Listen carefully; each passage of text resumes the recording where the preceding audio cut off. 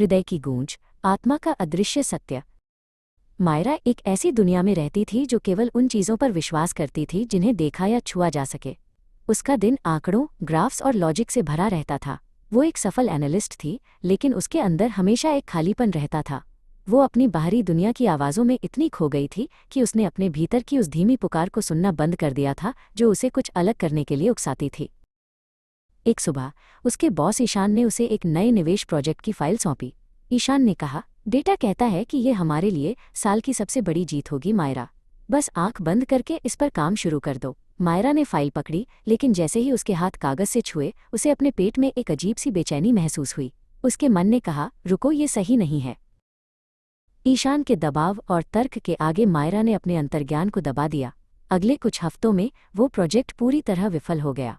Company को भारी नुकसान हुआ और मायरा को अपनी क्षमता पर संदेह होने लगा। वो एक शाम पार्क में अकेली बैठी थी, पूरी तरह टूटी हुई।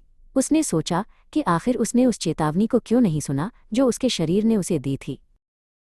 तभी वहां कैरव आया, जो मायरा का पुराना दोस्त और एक दार्शनिक था।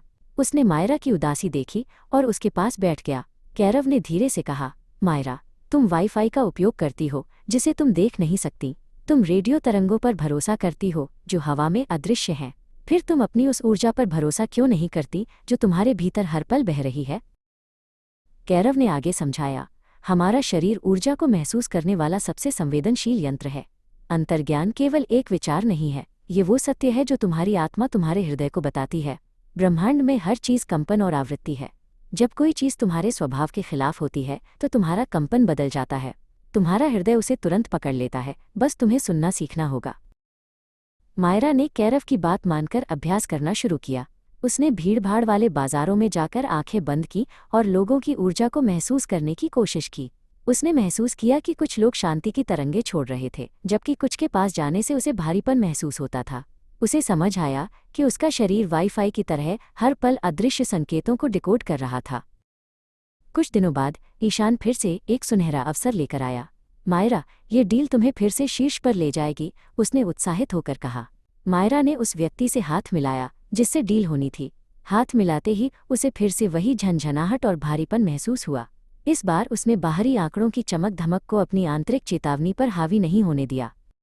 मायरा ने उस डील को ठुकरा दिया और इसके बजाय एक ऐसे छोटे प्रोजेक्ट को चुना जिसकी लॉजिक में कोई बड़ी संभावना नहीं दिख रही थी, लेकिन उसे छूकर उसे शांति और उत्साह महसूस हुआ। उसने तर्क के बजाय ऊर्जा का पीछा किया। उसने महसूस किया कि जब वो अपने अंतर्ज्ञान के साथ तालमेल बिठाती थी तो उसके काम में एक अलग ही लय आ जाती थी। महीने बीत गए और मायरा का वो छोटा सा प्रोजेक्ट एक क्रांतिकारी सफलता बन गया। कैरव उससे मिलने आया और मुस्कुराते हुए कहा, देखा, जब तुम अपनी आवृत्ति को सही जगह ट्यून करती हो तो पूरी दुनिया तुम्हारे साथ नाचने लगती है। मायरा ने महसूस किया कि उसका अंतर्ज्ञान ईश्वर का वह उपहार था जिसे उसने वर्षों तक अलमारी में बंद कर रखा था। आज मायरा दूसरों को सिखाती है कि हम केवल मांस और हड्डियों के पुतले नहीं हैं, बल्कि हम ऊर्जा के स्रोत हैं। वो कहती है कि दुनिया के शोर से बड़ा हमारे हृदय का मौन है।